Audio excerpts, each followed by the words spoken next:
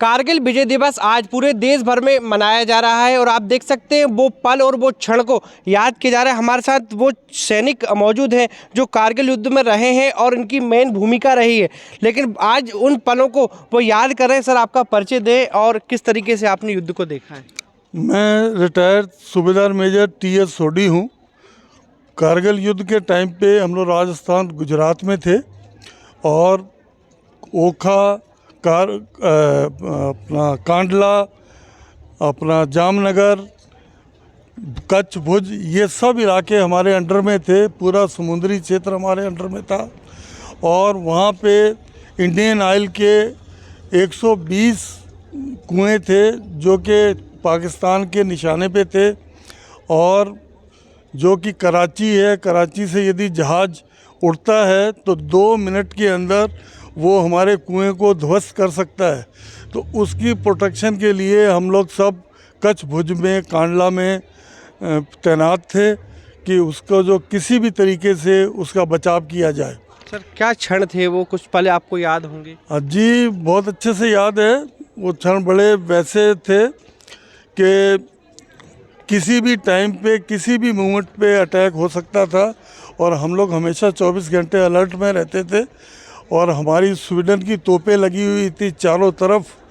यदि उनका जहाज़ स्टार्ट भी होता था तो हमारी तोपें जो है एकदम एक्शन करनी शुरू कर देती थी। तो और भी लोग हमारे साथ मौजूद हैं। सर, किस तरीके के क्षण और पल आपको याद है? मैं सूबेदार में रिटायर्ड सूबेदार मेजर ब्रजेश कुमार शर्मा।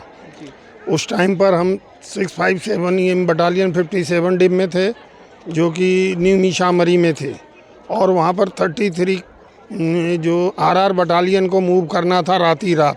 तो ईएमई की ड्यूटी होती है कि कोई भी इन्फेंट्री या रेजिमेंट को मूव कराना, उनकी रातों रात रिपेयर करके जहाज़ों में लोड करके और हम लोगों ने जो है इन लोगों को बॉर्डरों पे भेजा। इसके बाद फिर हम लोग पीछे से डिवीज़न मूव करके आया कारगिल समय में।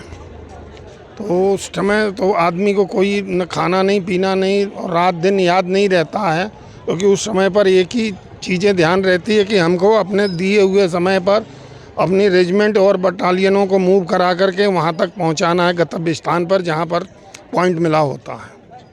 तो देखिए, और भी इंजीनियर एमईएस से रिटायर्ड नारायण सिंह सोलंकी।